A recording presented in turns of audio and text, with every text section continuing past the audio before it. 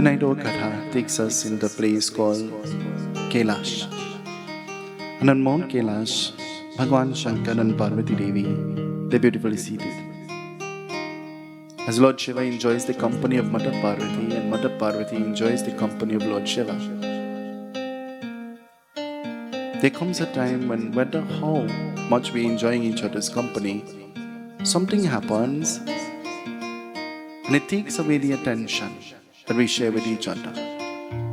Maybe some of us we feel sleepy. Maybe some of us we feel hungry. Maybe some of us we have something else to do. In this instance, Lord Shiva, he turns to Mother Parvati and with love in his eyes he speaks. Have you ever had the privilege of speaking to a person and not only because of what they're saying but by the way they react to you, you can tell that it is with love? Have you ever had the privilege of communing with a person and you could tell just by the way they speak or look at you that it might be envy or hate? And so Lord Shiva, gazing at Mother Parvati with love in his eyes, Lord Shiva, he says to Mother Parvati, I'm enjoying your company. But though I'm enjoying your company, the time has come when I must leave, when I must go. And I must go to pray. Have you ever had to leave somebody's company to go maybe to attend the prayers, if not pray yourself? And so Lord Shiva, uttering to Mother Parvati, she refuses to go. Mother Parvati remains alone on Mount Kailash. Have you ever been home alone? Actually, let me change that question. Have you ever been wishing to be home alone or to have some quiet time alone? Mother Parvati begins to rub the muck of her skin and the silk begins to come out of her skin. Idly she sits there and taking this silk she begins to mold it into a little putli. What is a putli? Every little girl, her most favorite toy, 99.9% of the time, is a little doll, isn't it?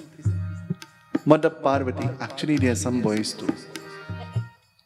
Mother Parvati, she molds this muck and she makes this little putli. And just as we have done Pratishta, using her drishti, using her power, using her energy, she invokes life into that little doll. Using the power that we possess, we invoke life into the emblems that we worship, the pictures and the murtis. Using the energy that we have, we energize the parsad and the panchamrit and all of the oblations that is offered. So that every being who drinks and eats of this, they become energized because we have energized it by placing it in a vessel that contracts or holds energy, the brass. And it is why all of these things are used scripturally. And so, invoking life into the little doll manifests into a little boy. The little boy bows immediately to the feet of his mother. Mata, he is calling her. Mata. When is the last time you bowed to the feet of your mother? Without being told to. When is the last time you hugged your mother and said, Ma, I love you? When is the last time you bought a gift for your mother? When your mother done that, you know what color she liked to wear. Everybody fighting to buy a dress to put on for her for the funeral. And when the poor lady living, she wearing a dress with a big hole. Wiping her skin with a towel that's see-through. It's so old. It's old like me. Am I see-through, by the way? And so, Mother Parvati, as her son bows to her feet, what will happen? He's bowing to her. Tell me, what can I do for you? What can I do for you, Ma? The child is asking. When is the last time you offered your mother to assist her? Ma, what can I do for you? Actually, The minute mother asks, it's like a needle is being stuck into your hair. Oh God, I'll do it. Actually, she gives the instruction with the hope that you will do it. And she has to end up doing it for herself. Mother will call you 1,000,000 times for something that pertains to you. And I don't know if it is lazy or what it is. We will ignore that call. We will take it for granted. I want to tell you tonight that the best friend that you could ever have in this world or in this lifetime is that person who is called Ma. In your most darkest moments, she's a ray of light. In your most troubled time, when your boat sits on murky, rough waters, she is the one who holds that boat stably to ensure that you, her child, don't fall off. She is the one who will come and hug you in the night and say, don't worry, this too will pass. This too will go away just as it came. Be strong, be strong. And so, bowing to the feet of his mother, tell me, Ma, what can I do? She says, oh son, left all alone here, I wish to take a bath, I wish to bathe. And so there is no other being here. Maybe you can protect me. Why not stand at the door? Why not stand at the door? Ever leave a man by the door as a security guard and he abandoned his post? Ever left somebody to stand guard and when you look for them, you can't find them? And maybe he has something more important to do than what you have instructed him to do. And so leaving her son at the gate, at the door, what will happen? She goes into her cave. She doesn't have a bathroom with hot and cold water like us. Actually, in 2020, we have a bathroom with hot and cold water and we're still lazy to bathe. Isn't life strange? Don't we just behave very confused? In 2020, the washing machine washing the clothes, but you behave as though you have to scrub it in a scrubbing board. You prefer to wear the nasty clothes than to wash it. Cleanliness is next to, and that has nothing to do with our religion or any religion that you belong to.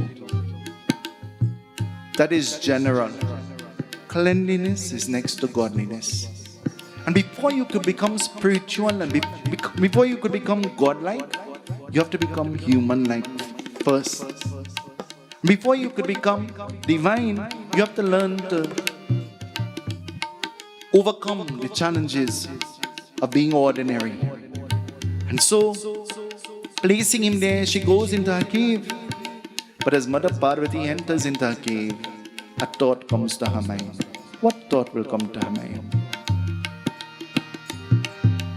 तो ऋषियों की रिद्धि सिद्धि, तू ब्रह्मा की भक्ति मान, तू विष्णु की माया देवी, तू शंकर की शक्ति मान, तू मातों से भाग्य जगाती, बागी बागी आती है, कितना प्यारे जगाते हैं. The thought that comes to the mind of Mother Parvati, I left my son by the gate, but I didn't leave him any protection. I left no protection to him. If any negative forces were to enter into Kailash, then he is unprotected. What protection can we give to our children? How can we protect our children? If you are not there physically, how equipped are your children to make decisions or to think on their own? Have you taught them how to react and how not to react? In the age that we live in, I think it is about the most disrespectful young children we have ever seen in the entire creation, we could find them in this age that we live in now. In the day that I grew up in, which was not very long ago, before this generation, your mother and father just have to watch you and you'll faint away. Now, a mother and father look at their child and the child says, so what, something in your eye? And the children look at you so disrespectful that now mother and father, they are afraid of their children.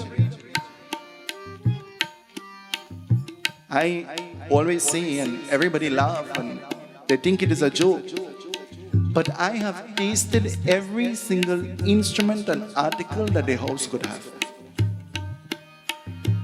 Mop handle, broom handle, pot spoon, kalchul, dabla, name it. I get licks with everything. And sometimes my mother still say to me, I know what it is you want. Sometimes. She goes, Mother Parvati, and close by to where her son is standing, she finds a dandi. A dandi is a stick. And she gives him this rod, this stick in his hand, and she says, oh son, if any negative force is trying to enter, use this stick as your protection. She goes to bed again. And then her next thought comes to her mind. And what comes to her mind? My son is by the gate. I gave him protection, but I didn't give him food. What will he eat? For those who have brothers, especially the sisters, the girls, they'll be able to tell you that mothers love their sons. And whether what you do, mothers will provide for their daughters, you know, but mothers will go out of their way for their sons. And that's a fact. It is a fact. I don't know if there is more than one son, than which son the mother would like the most. I have an elder brother and I think my mother likes him a little more than me. I'm seeing her on and I'm seeing him on too. But I'm not sure which one. Because when my mother is in my brother's company, she says, I like you the most. When she's in my company, she says, I like you the most. And then when I think that I could use that on him and be above him, he says to me, well, she said the same thing to me. And then none of us know where we lie really when it comes to love. She gives him a bowl of laddu. And giving him this bowl of laddu, a whole bowl. Would you be able to eat a whole bowl of food, Ari? Would you be able to eat a whole bowl of laddu, maybe 108? And she gives him this whole bowl of laddu. And he's holding his bowl, and he's holding his stick. And Mother Parvati goes to bed. But while showering, what will happen? Something happens.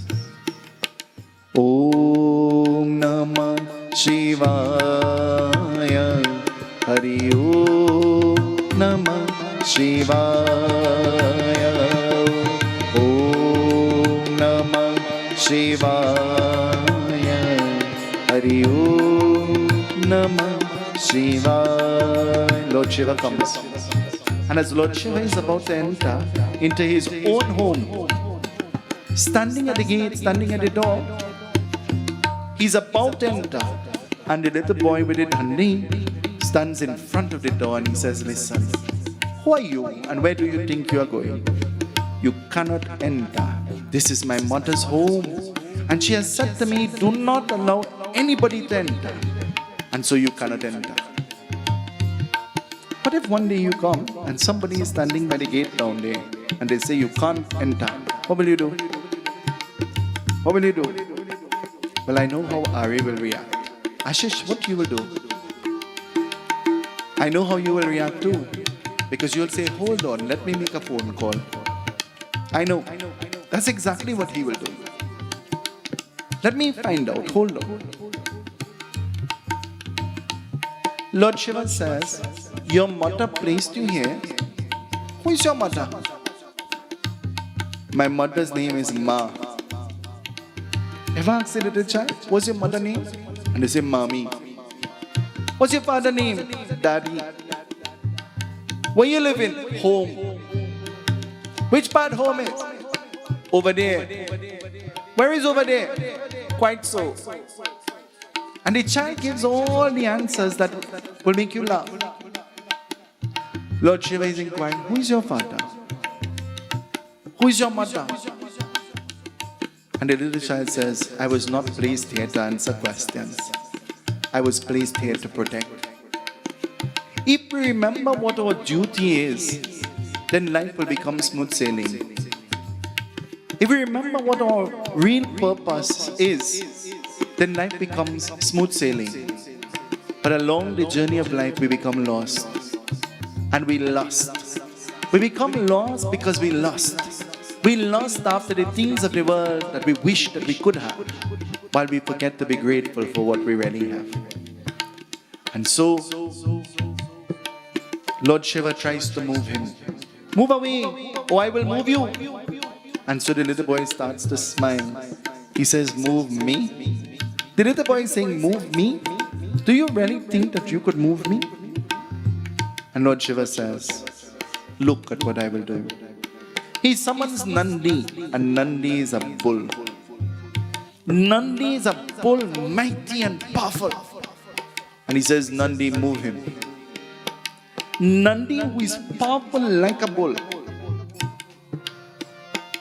Ever see the bull get mad, Ari? Maybe tonight you should go on Google and see how a mad bull reacts. The only way that you are able to tame a mad bull is, you know how? Not by holding him by his tail or putting a rope on his neck, you know. The only way that you tame a mad bull is by bowing his nose. And when you bow the nose, you tie the rope on the nose of the bull. So that when the bull begins to behave bad or in a way that you can't control him, when you tug on the nose of the bull, because of the pain that he feels, he is forced to calm himself. He is forced to calm himself. And so, Nandi, who is so mighty, so powerful, Nandi can't move this little boy. Lord Shiva summons the whole army of Ganas. Go, move him. And they are unable to move him. Lord Shiva himself goes and tries to move this little child.